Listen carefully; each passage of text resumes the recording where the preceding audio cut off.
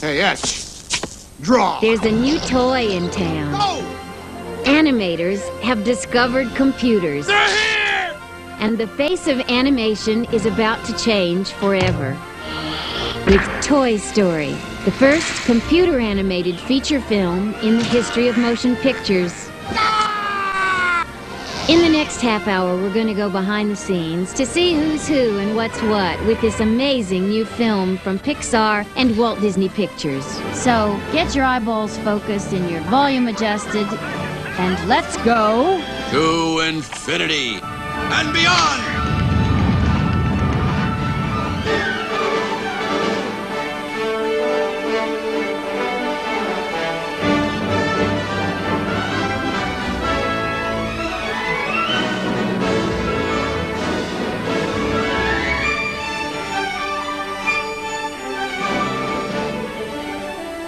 When people aren't around, toys come to life.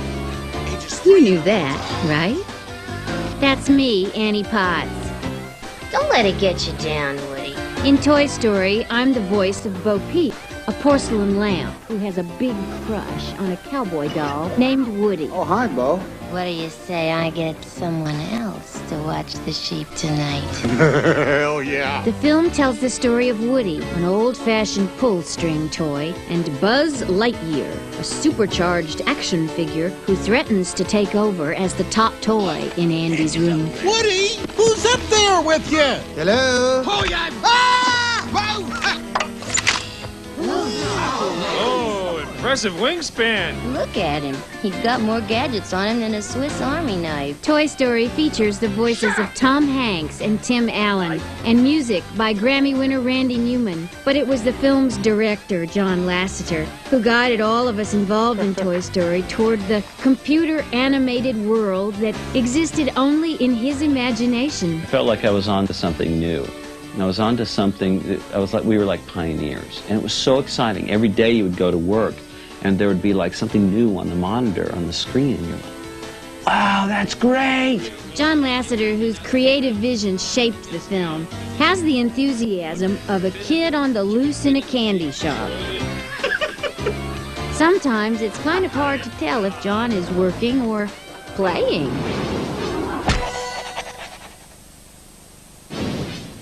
Any similarities between Andy's room, which is the home to all the toys in Toy Story, and John Lasseter's office are more than just a coincidence. See for yourself. These are like some of my favorite toys. I've had these for a while. Now, these guys are amazing. They're like little robot things, and one of the things I like about them the most is they have a sense of personality to them. This is not only an Etch-a-Sketch, but it's my Etch-a-Sketch as a little boy. Now, if you look closely, see right there what it says? Johnny. It's mine. That was mine. It looks as though I've been accepted into your culture. Your chief, Andy, inscribed his name on me. Wow, with permanent ink, too. Well, I must get back to repairing my ship. Every animator in his heart is a toy nut. Every animator is a child at heart. I mean, I think you have to be in this medium. And so you walk around Pixar, you walk around Disney for that matter, and it's like every desk practically is filled with toys. Tuesday night's plastic corrosion awareness meeting was, I think, a big success. And Woody, which is Andy's favorite toy when the movie starts, was kind of based on a toy that I had when I was a little kid. This is my Casper from when I was a little boy. This is probably 37 years old, and see, he has a pull string. See, that's "Can I stay with you?" It's like a parent understanding their child's, words. See, that's "I'm a friendly ghost." You're my favorite deputy. Buzz Lightyear was actually derived from the G.I. Joe. Now, once I grew out of Casper, I was into G.I. Joes in a big way. And so we thought, as an action figure, we'd update him and stuff. But Buzz Lightyear's about the same size as G.I. Joe. Buzz Lightyear to Star Command. Come in, Star Command. Star Command, come in. Do you read me? Why don't they answer? So the whole thing with Buzz Lightyear, of course, is he doesn't know he's a toy. He thinks he's really Buzz Lightyear, Space Ranger, Defender of the Galaxy. I'm stationed up in the Gamma Quadrant of Sector 4. as a member of the elite Universe Protection Unit of the Space Ranger Corps.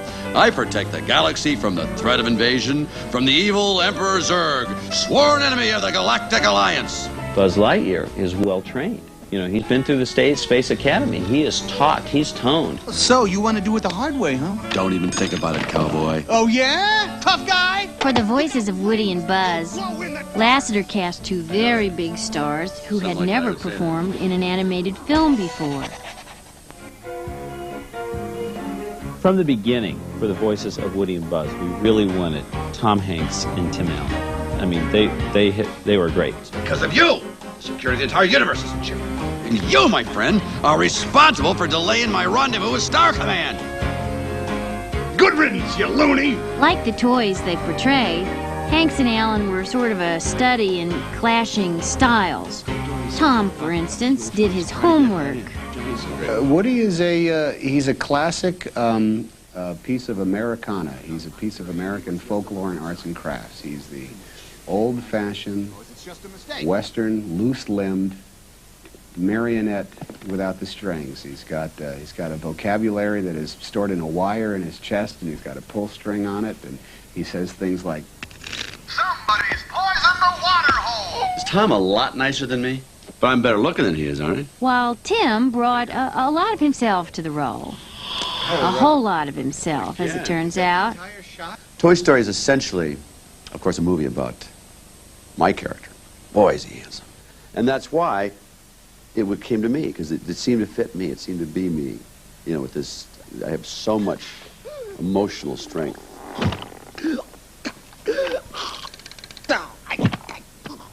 It's always me, me, me, me. That's what drives me, is me. Over the 2 years it took to record the voices, definite opinions were formed. And those opinions were... Come on! Definitely divided. Buzz is a twit. Now you're an action figure!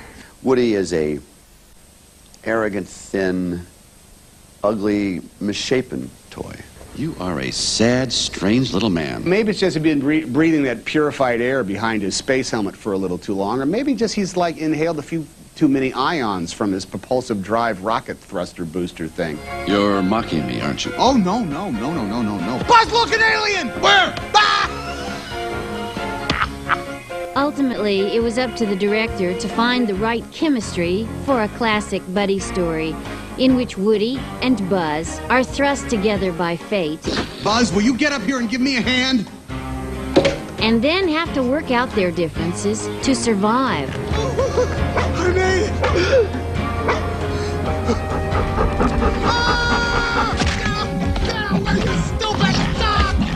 You know, and the great thing is, the computer has finally gotten to the point where animators can use it, and they're powerful enough to get those performances onto the screen. What happened to you? One minute you're defending the whole galaxy, and suddenly you find yourself sucking down Darjeeling with Marie Antoinette and her little sister. Just a couple of years ago, it would not have been I possible. think you've had enough tea for today.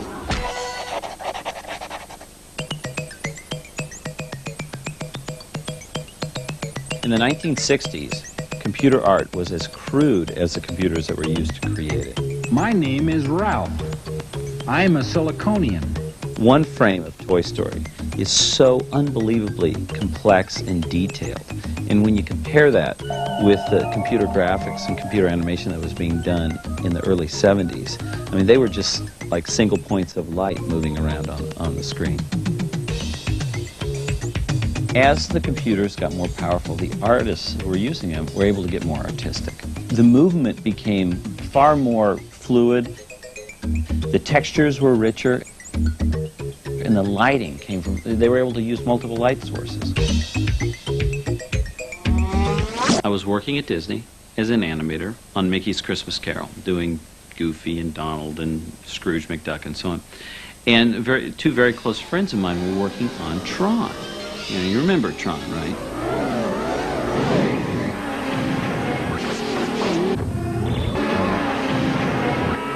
The moment I saw it, it was like a little door in my head opened up, and it was like, this is the future. This is amazing. And it wasn't for what I was seeing. It was the potential I saw in computer animation. Lasseter left Disney in 1983 to join some of the world's top computer scientists like Bill Reeves and Ed Catmull to form the nucleus of a new computer graphics company called Pixar. Their mission? To create the world's first computer animated feature film. We weren't interested in anything that moves or flying logos. We wanted to have characters and objects come to life. And this is where John is the master. At Pixar, Lasseter directed a series of experimental short films, beginning with Luxo Jr. in 1986. The life came out of purely the movement of it, you know, and the limitations, you know, the way that the baby moved in comparison to the father clearly said, you know, here's a parent and here's a child. In Red's Dream, one of the things we tried to get was mood, you know, dark, rich mood. And I think we were able to achieve something that no one had seen in computer animation before, and that's this you know, like atmosphere, this dark, rainy city streets at night and stuff. It was really interesting.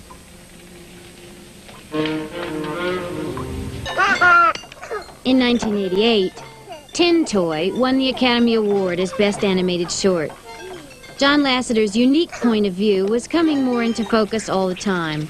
Turns out, John sees the world through the eyes of a toy.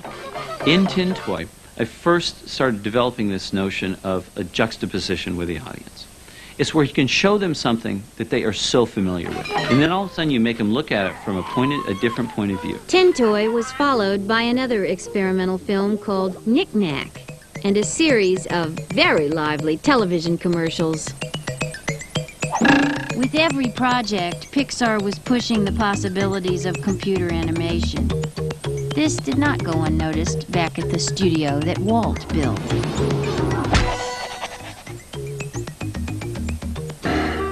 The Walt Disney Studios has a long history of breakthroughs in entertainment technology. Whether it was sound design, color, the multi-plane camera, or audio animatronics. Where would Pirates of the Caribbean be without them? Walt didn't miss a trick. Led by Walt's nephew, Disney Vice Chairman Roy Disney, and feature animation president Peter Schneider, the studio has continued to explore animation technology in films like Who Framed Roger Rabbit, Beauty and the Beast, and The Lion King. Ironically, it wasn't Pixar's way with computers that interested Disney most. It was John Lasseter's way with characters. Say, what's that button do? I'll show you. Buzz Lightyear to the rescue. Hey, Woody's got something like that. His is a pull string. Only it sounds like a car ran over it. He happens to work with computer technique. If he were working in clay or with puppets or with models, I think if John Lasseter working with socks on his hands with 2 buttons sewn on it, we'd be charmed by it. The story we're telling here is very different than a story we've told before. We've never made a buddy movie. We've never made a movie set with this level of contemporary human-type characters. So what we're doing with John is something we've never had the license to do before. When we got the final go-ahead from Disney, the green light, we couldn't believe it was actually going to happen. You know, but like, so where do you start? Well, you start where all classic Disney animated films start, with the story and the characters.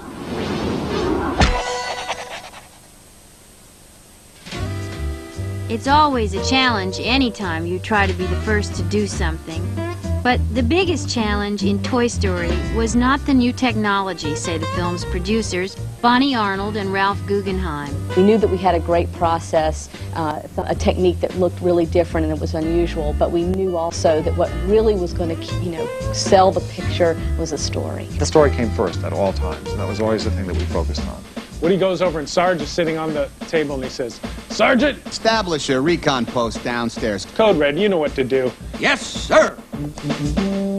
All right, men, you heard him. Code Red, repeat, we're at Code Red. Recon Plan Charlie, execute. Let's move, move, move, move, move. Just like every Disney animated film, the director, the writers, and the storyboard artist worked out the story shot by shot. And then they began casting the voices. Tom Hanks, Tim Allen, myself as the voice of Bo Peep. Little Bo Peep is very dainty because she's porcelain.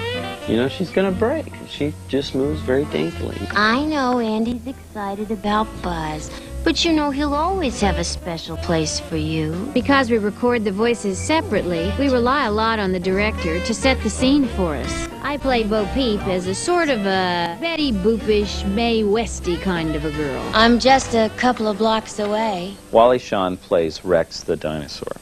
Whoa! He plays it perfectly as this neurotic, insecure wreck. What if Andy gets another dinosaur? A mean one. I just don't think I can take that kind of rejection.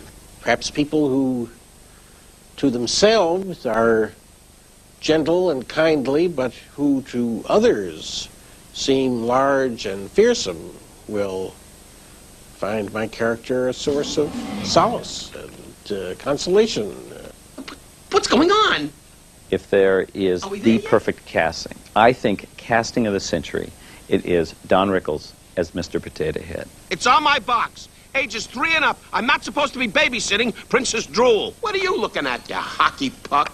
Face it, if you were Mr. Potato Head and you kept losing your facial features every day of your life, you would have a chip on your shoulder, too. When we went over to originally pitch the idea to Don Rickles, it was at his home, I went in there and I gave him a Mr. Potato Head. And when I handed it to him, the hat fell off, and he stood there and he was holding it, and he looked just like him.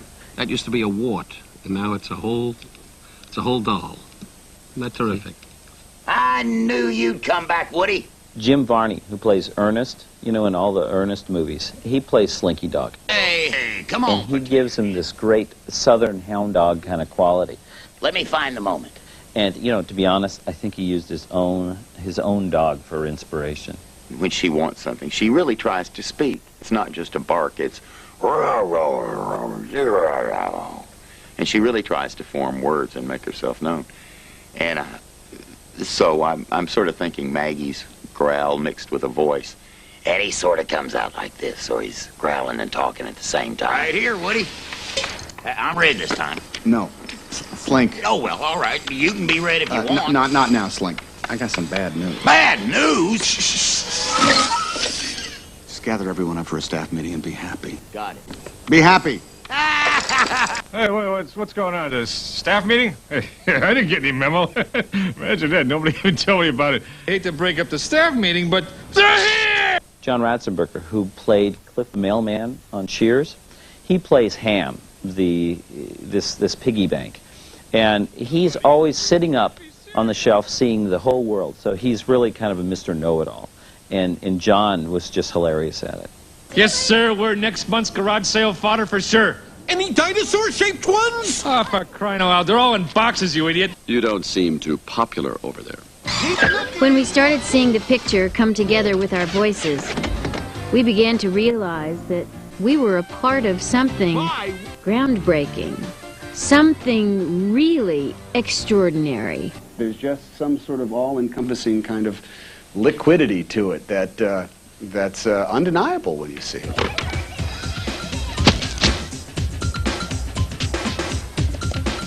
I was quite amazed by it. It doesn't look like anything that I've ever seen. Where are your rebel friends now? When that door is closed, all those toys kind of pop up, and they all have the characteristics and personalities that you would imagine the toys to have. And it's mesmerizing. 5, 4, 3, 2.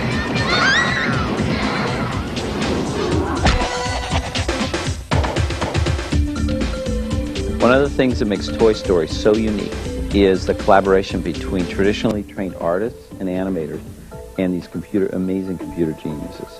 So my big job today is to act like an angry potato. Here's how it works. From the storyboards, the technical directors modeled the characters in 3 dimensions within the computer. Then the animators, like Pete Docter, test the models of the characters to see if the animation variables, or AVARs, work correctly. I would just make sure that each pose is pushed about as far as I can get it. And then I've tested a lot of the expressions. He's got great snarls and sneers. And then when that's done, it's ready for the animators to make the characters come alive. What we tried to do is get everything to read just in the acting, the pantomime, And then when you stick the face on, it'll only plus that. To give you an idea of how complicated it is, Woody has 212 animation controls just for his head, 58 for his mouth alone. While all this is going on, Ralph Eggleston and his amazing staff designed all the sets in the film.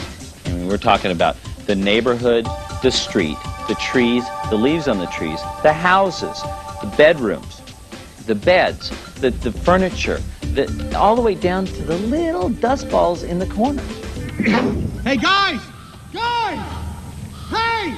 Son of a building block! It's Woody! One of the things we tried to do with this film was to remove it from its computer look.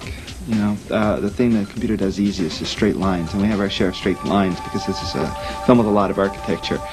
But we tried to soften it by rounding corners slightly here and there, and using a lot of specialized lighting, a lot of bounce light, and a lot of very, very careful lighting. A really great lighting crew on this film.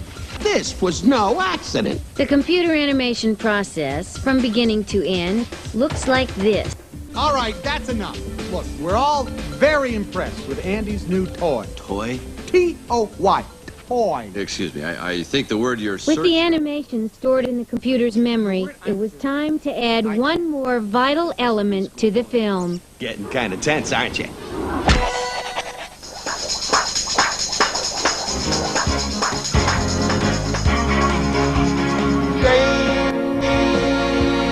Things are happening to me.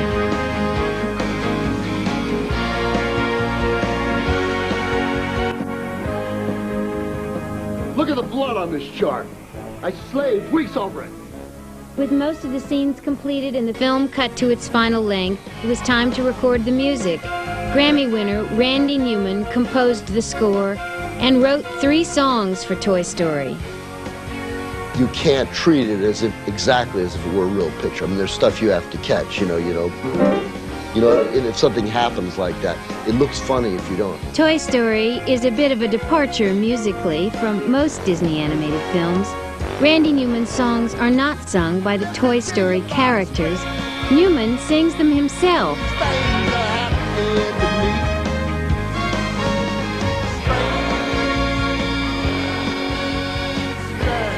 In the song Strange Things, Newman sings about how Woody's world unravels after Buzz arrives on the scene.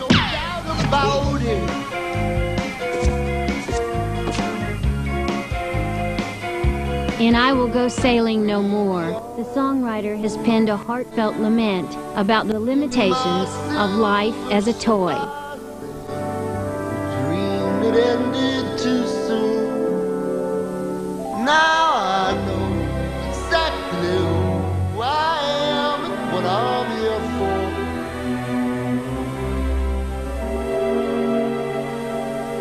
And I will go sailing no more. I got 'em too. That is a dandy thing of what to do for you. Newman and Grammy winner Lyle Lovett sing a duet which captures a child's love for a toy and vice versa. Yeah, you got a friend in me. Toy Story definitely had a friend in Randy Newman. I liked the idea of the story, and I absolutely loved the people. I mean, they were even good for regular people. But for show business, they're like 99th percentile, you know? These guys are professionals. They're the best.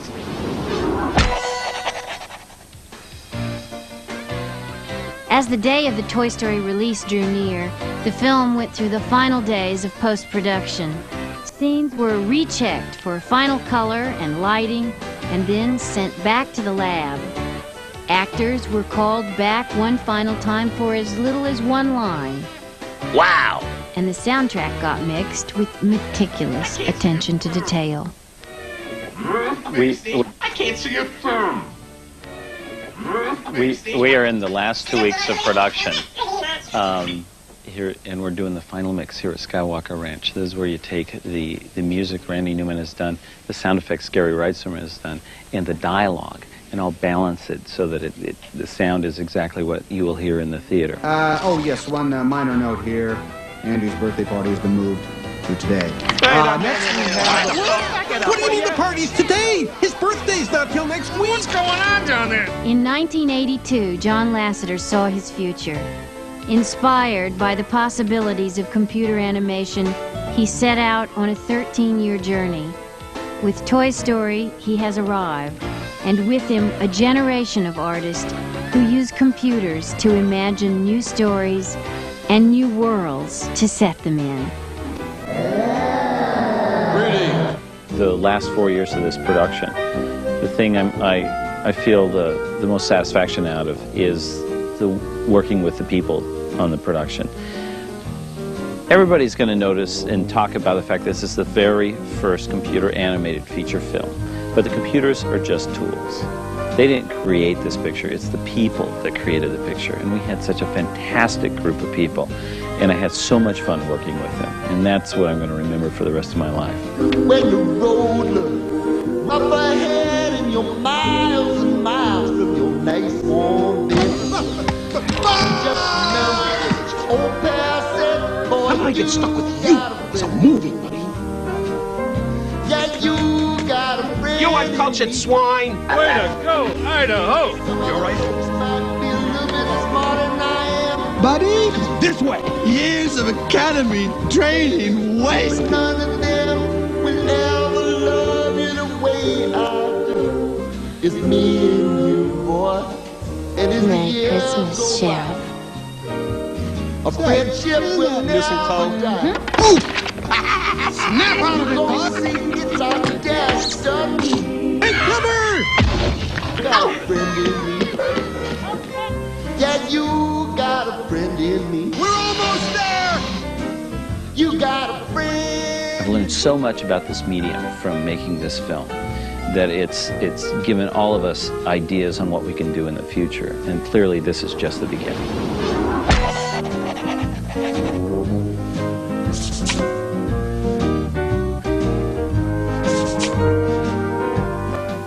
Our great Disney Channel preview weekend, your chance to sample the variety of programming that Disney Channel offers everyone in your family, continues tomorrow when there's a chance to see a rock legend in action. Seen as never before, it's Bruce Springsteen in Blood Brothers. Part 1 is tomorrow and Part 2 on Sunday at 9 o'clock. Only here on the Disney Channel.